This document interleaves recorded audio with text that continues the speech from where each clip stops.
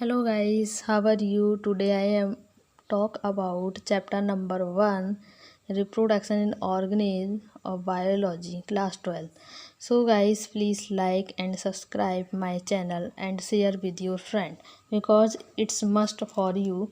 And this lecture is last lecture of this chapter because I am already upload 3 lecture in this chapter. अगर आपने वो 3 video नहीं देखी हैं तो आप मेरे डिस्क्रिप्शन बॉक्स में जाके उसका लिंक लेकर वहाँ से जानकारी ले सकते हैं, तभी आपको आगे की जानकारी समझ में आएगी। तो यहाँ पे हम चल रहे थे सेक्सुअल रिप्रोडक्शन के बारे में। तो गाइस मैंने आपको प्री फर्टिलाइजेशन के बारे में बता दिया था, अब हम पढ़ेंगे फर्टिलाइजेशन के बारे में। तो फर्टिलाइजेशन क्या होता है इसके बारे में पहले हम जान लेते हैं थोड़ा सा। मैं खाली पेज पर लिख देती हूँ। चलिए देखते हैं गाइस, हमारे पास जैसे गैमेट है, मान लेते हैं हमारे पास 2 गैमेट है, एक मेल गैमेट होगा और एक फीमेल गैमेट होगा। मैं यहाँ पे इसका सिंबल बना देती हूँ। ये मेल गैमेट का है, सॉरी फीमेल का है, और ये है आपका मेल गैमेट का। ये जो गैमेट होंगे वो कैसे होंगे? हैप्लॉइड। मैंने आपको बताया था गैमेट हमेशा कैसे होते हैं? हैप्लॉइड होते हैं। ओके, हैप्लॉइड यानी एन। जब ये दोनों गैमेट मिलेंगे तो क्या होगा? फ्यूजन होगा यानी फर्टिलाइजेशन होगा, और किसका फॉर्मेशन होगा? जायगोट का। क्या बनेगा यहाँ पर? जायगोट बनेगा। दूसरी चीज़, इन दोनों का जो मिलन है इस प्रोसेस को हम क्या बोलेंगे? सिंगेमी। जब 2 गैमेट मिलते हैं, जब 2 गैमेट का फ्यूजन होता है तो उस प्रोसेस को हम बोलते हैं सिंगेमी। ओके गाइस, दूसरी चीज़ जो सिंगेमी जो प्रोसेस होती है, इसको रफ कर देती हूँ, वो 2 टाइप की होती है। 2 टाइप की, जैसे एक तो हो सकती है सिंगेमी का जो या जो गैमेट का जो गैमेट का फ्यूजन होता है, एक तो वो इंटरनल हो सकता है, दूसरा एक्सटर्नल हो सकता है। एक वो हो सकता है इंटरनल,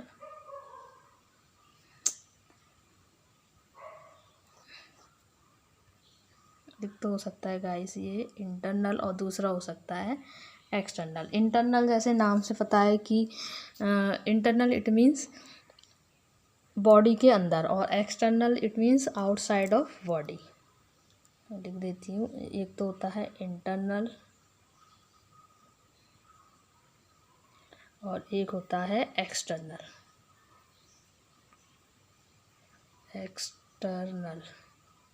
तो ये इंटरनल होगा बॉडी के अंदर और ये होगा आउटसाइड द बॉडी।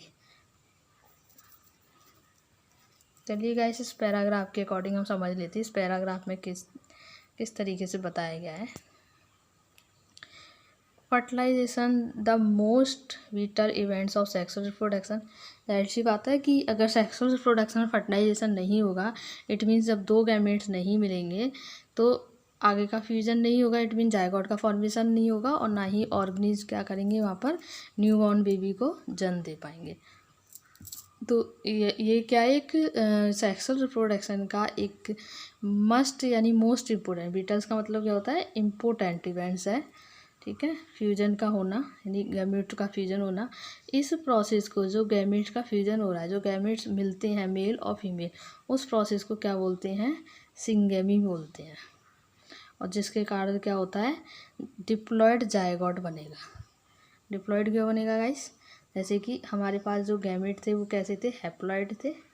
जब ये दोनों मिलेंगे तो क्या होगा? डिप्लॉयड हो जाएगा, ठीक है, 2n हो जाएगा। तो अभी हमारे पास जो जो जायगोट बन के आएगा वो कैसा बन के आएगा? डिप्लॉयड बन के आएगा। द टर्म फर्टिलाइजेशन, इस टर्म को क्या बोलते हैं? फर्टिलाइजेशन बोलते हैं।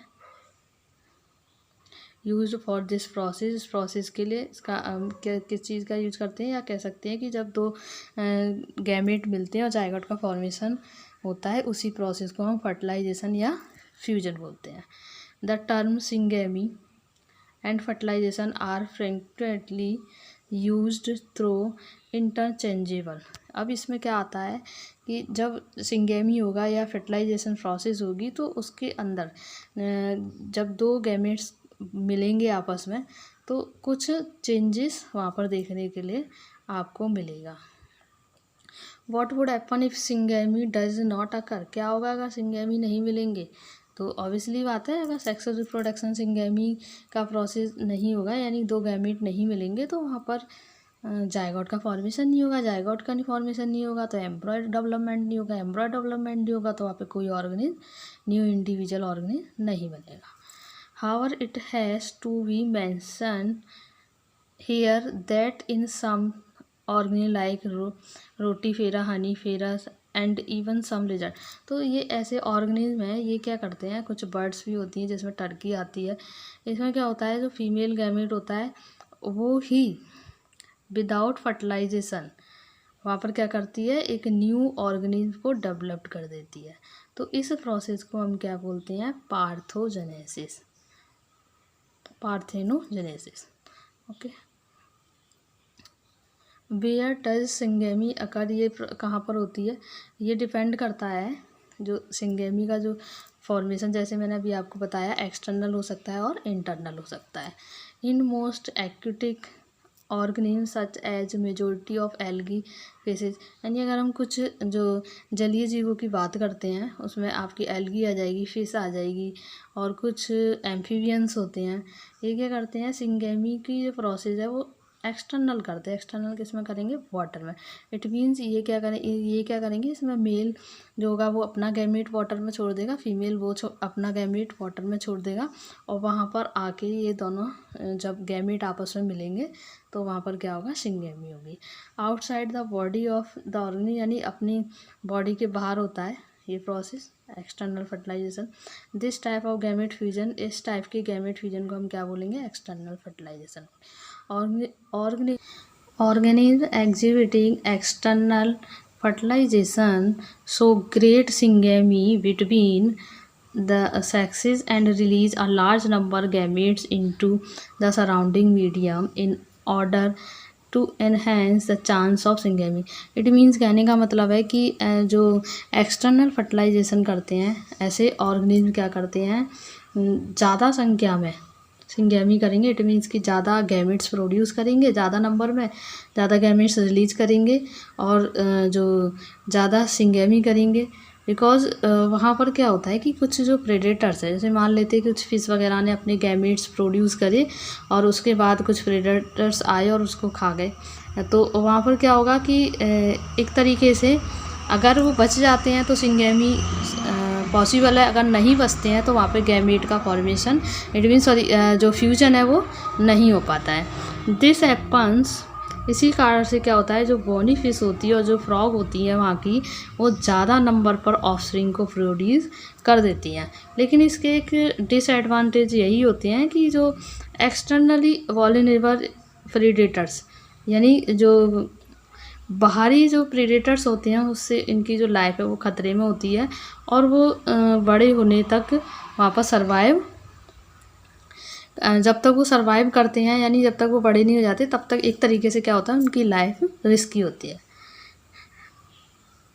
अगर हम बात करते हैं टेरेस्ट्रियल ऑर्गेनिज्म की, in many terrestrial organism belonging, जिसमें आपका फंजाई आएगी, हायर एनिमल्स आएंगे, कुछ रेप्टाइल्स आएंगी, बर्ड्स आएंगी, मैमल्स आएंगे, and in majority of plants, कुछ प्लांट्स भी आएंगे इसमें, bryophyta, pteridophyta, gymnosperm, angiosperm.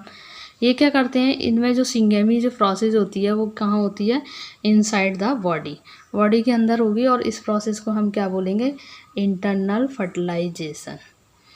In all these organism egg is formed inside the female body. In ऐसे ऑर्गेनिज्म क्या करेंगे, एग को अपनी बॉडी के अंदर बनाएंगे, यानी बॉडी के अंदर फॉर्मेशन होगा उसका, फ्यूज विद मेल गैमेट्स, और वहीं पर ही मेल गैमेट्स के साथ क्या होगा, फ्यूजन होगा। In organism exhibiting internal fertilisation the male gametes is more.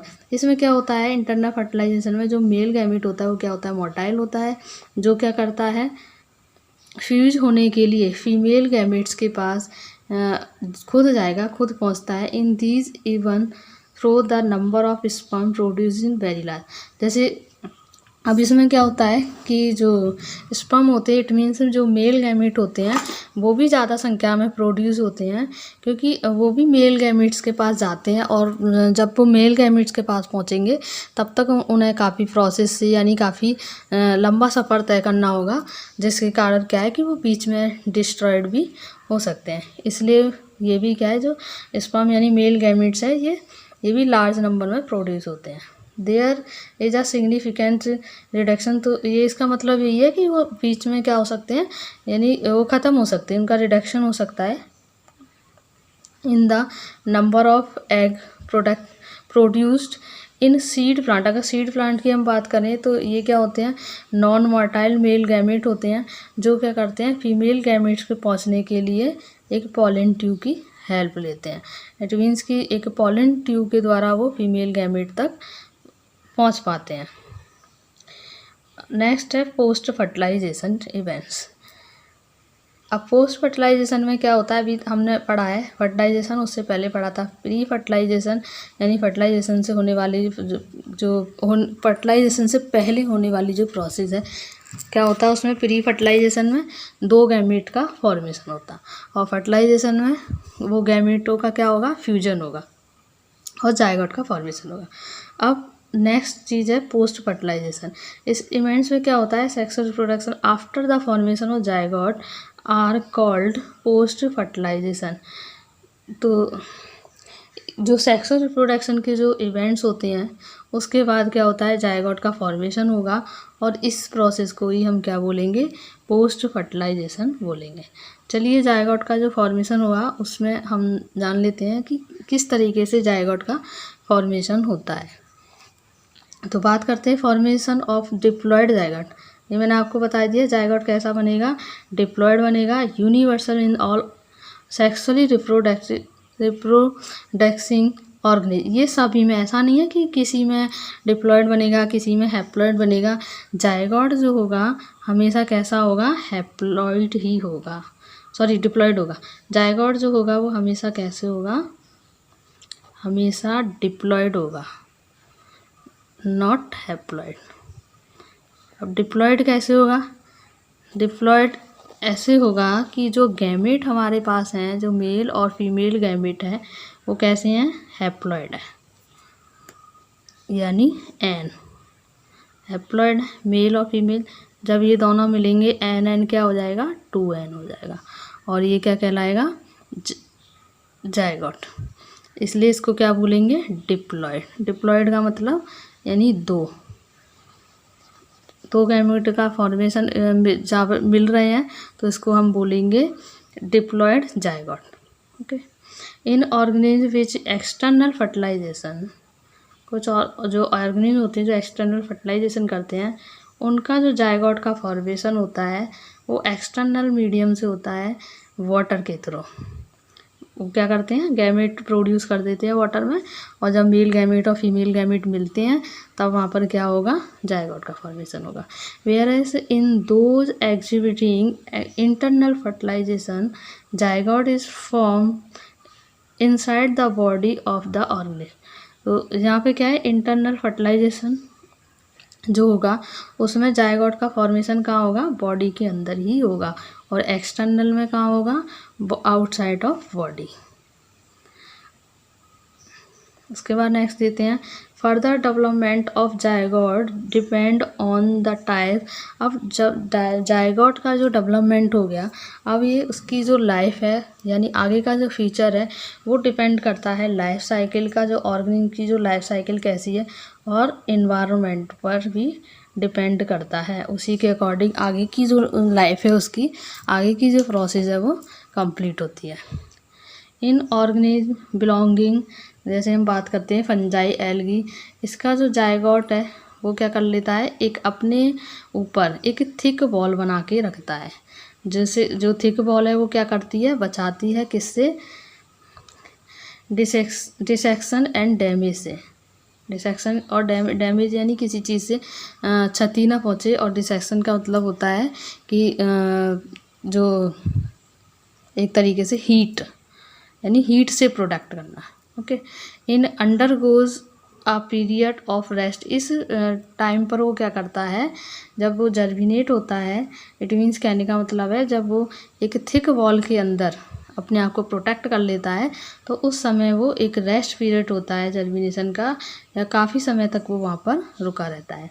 In organism which haplontic life cycle, कुछ ऑर्गेनिज्म है जिनकी लाइफ साइकिल क्या चलती है, हैप्लॉटिक चलती है, जो आपने +1 में यानी 11th क्लास में पढ़ी होगी, जहाँ पर क्या होता है, zygote divide by meiosis, meiosis process के थ्रू होता है, to form haploid spore that grow into haploid individual. तो सीधी सी बात है, यहाँ पर क्या होगा, जो जायगोट का डिवीजन होगा म्यूसिस प्रोसेस के थ्रू होगा, जिससे कि क्या होगा, दोबारा से जो बॉडी है वो हैप्लॉइड स्पोर बन जाएंगी, और जो क्योंकि वो हैप्लॉइड ऑर्गेनिज्म है तो जो इंडिविजुअल्स होते हैं वो हैप्लॉइड ही बनेंगे। नेक्स्ट है आपका consult your 11th book and find out what kind of love takes place in zygote organism. ये आपको देखना है, आप अपनी 11th की बुक उठा के देख सकते हो, जिसमें 3 जो लाइफ साइकिल दी थी, हैप्लॉइड डिप्लॉइड लाइफ साइकिल थी, हैप्लॉइड लाइफ साइकिल थी, और एक डिप्लॉइड लाइफ साइकिल थी, डिप्लॉन्टिक हैप्लॉन्टिक, वो आप देख सकते हैं। Zygote is the whittle link ensure continuity of species. तो जायगोट एक तरीके से विटल लिंक यानी मस्ट एक प्रोसेस है जो क्या होती है, चीज़ की कंटिन्यूटी को बनाए रखती है जनरेशन आफ्टर जनरेशन, यानी एक जगह एक जनरेशन से दूसरी जनरेशन में पहुंचने के लिए। Every sexually reproducing organism including human being life as single cell. और कहने का मतलब है कि कोई भी इंडिविजुअल है, चाहे वो ह्यूमन बींग्स ही क्यों ना हो, उसकी लाइफ भी एक सिंगल सेल के थ्रू डेवलप हुई है। ऐसा नहीं है कि हम मल्टी सेलुलर हैं तो हमारी जो सेल है वो शुरू से ही मल्टी सेलुलर होती है, तो ऐसा नहीं है। जब हमारी एम्ब्रॉयजेनेसिस होती है यानी एम्ब्रॉय का फॉर्मेशन होता है, तब वहाँ पर क्या होती है, एक ही यानी यूनिसेलुलर होते हैं एक तरीके से हम, बाद में वो सेल क्या होती हैं, आपस में कंबाइंड होती हैं। कंबाइंड होने के बाद क्या बनाती हैं, एक टिश्यू बना देंगी। जैसे मान लेते हैं कि कोई एक सेल है, ये अब ये सेल क्या करेगी, एक दूसरी सेल जुड़ेगी और सेल जुड़ेगी, इस तरीके से यहाँ पर सेल क्या हो रही हैं, ऐड हो रही हैं, और ये जो सेल है वो क्या डेवलप करेंगी, एक टिश्यू डेवलप करेंगी, एक टिश्यू बनाएंगी यहाँ पर। अब ये टिश्यू है, यानी यहाँ से भी बहुत सारे टिश्यू जुड़ेंगे, यानी एक टिश्यू मान लेते हैं, एक ये टिश्यू है, फिर इससे एक और टिश्यू ऐड हो गया, इस तरीके से और ऐड हो गया, ये और ऐड हो गया, इस तरीके से ये टिश्यू ऐड होकर बहुत सारे टिश्यू मिलकर क्या बना देंगे, एक ऑर्गन बनाएंगे, एक ऑर्गन का फॉर्मेशन होगा। अब ये ऑर्गन है, एक ऑर्गन और ऑर्गन जुड़ेंगे और ऑर्गन जुड़ेंगे, और ये क्या किस चीज़ का फॉर्मेशन करेंगे, ऑर्गन सिस्टम का, ऑर्गन सिस्टम का। अब ये ऑर्गन सिस्टम है, ये भी आपस में क्या करेंगे, ऐड होंगे, जुड़ेंगे, और एक तरीके से क्या बना देंगे, ये ऑर्गेनिज्म बनाएंगे। इस तरीके से जो ऑर्गेनिज्म है उसका फॉर्मेशन होता है।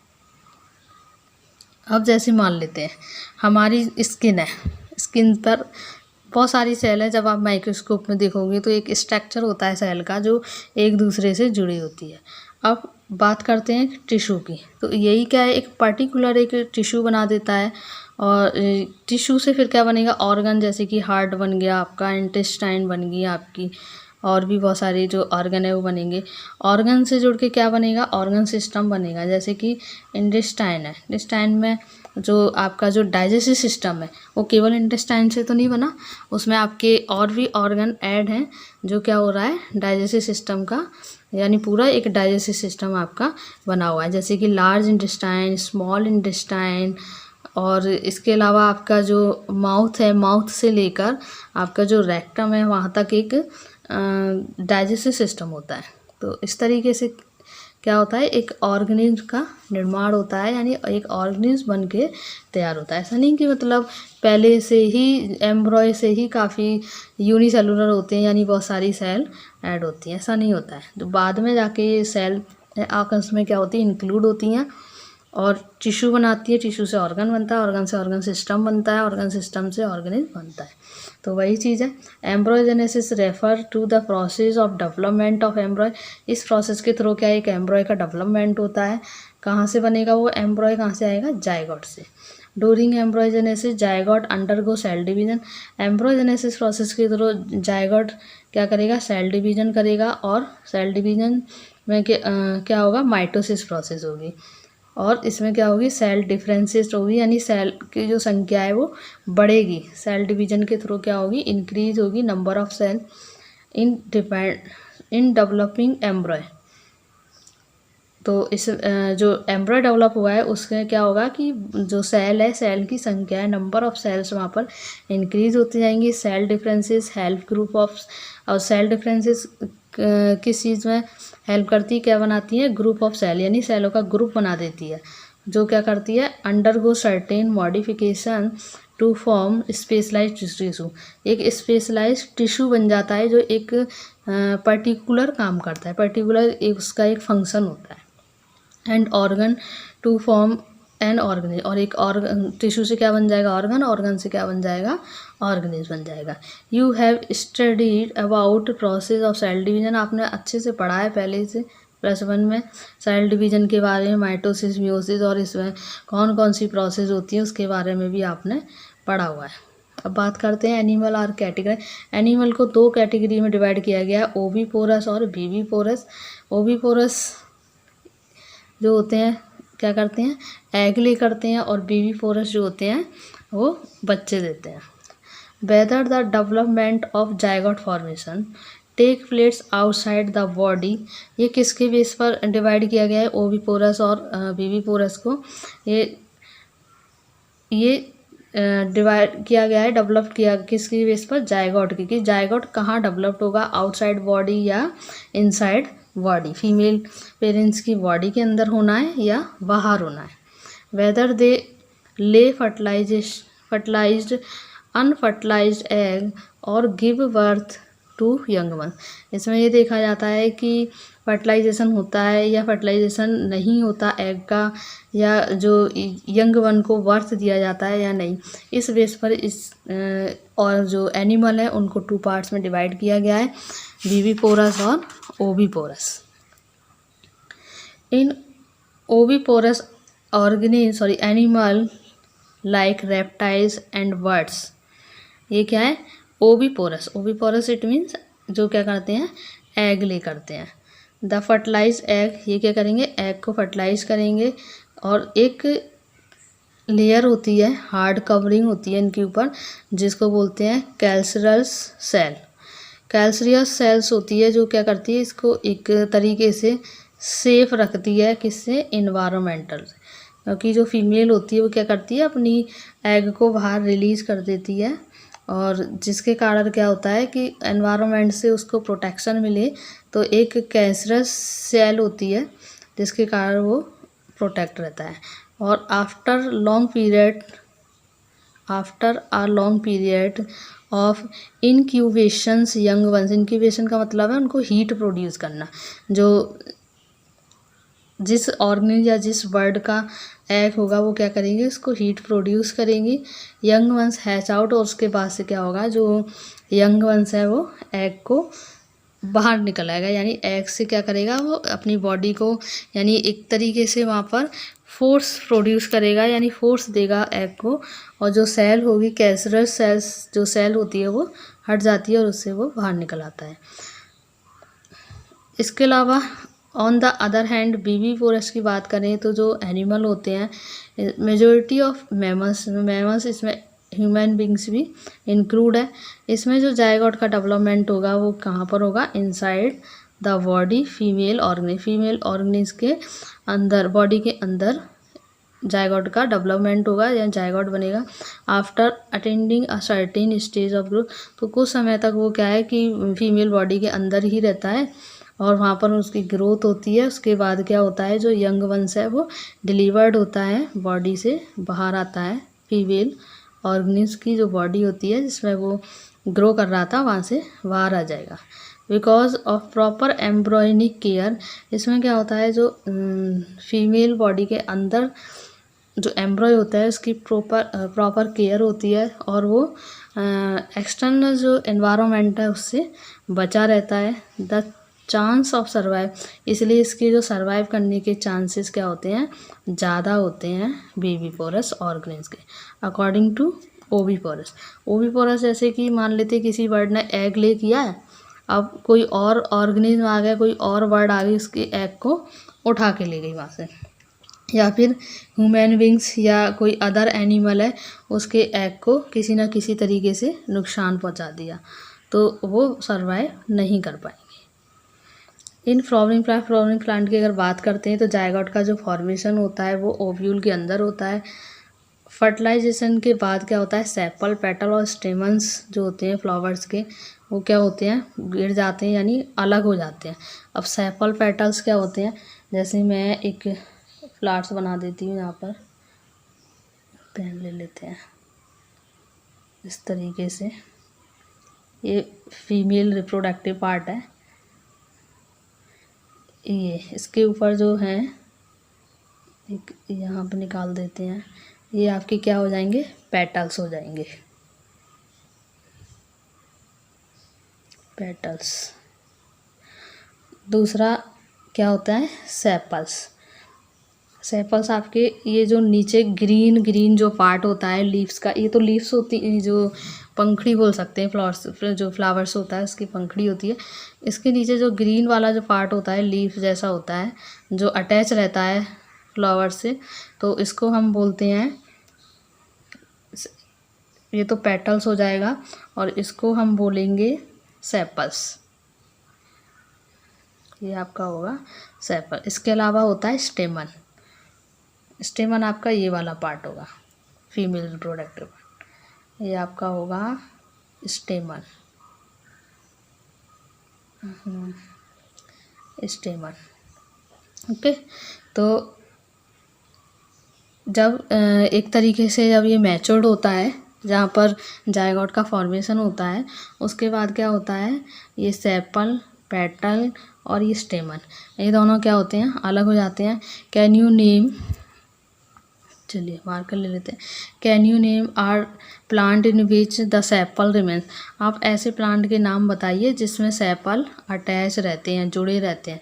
ऐसे आपने काफ़ी फ्रूट्स देखे होंगे जिसमें क्या होता है कि उसमें सेपल्स जो हैं लगे हुए होते हैं। अगर नहीं पता तो मैं आपको बता देती हूँ।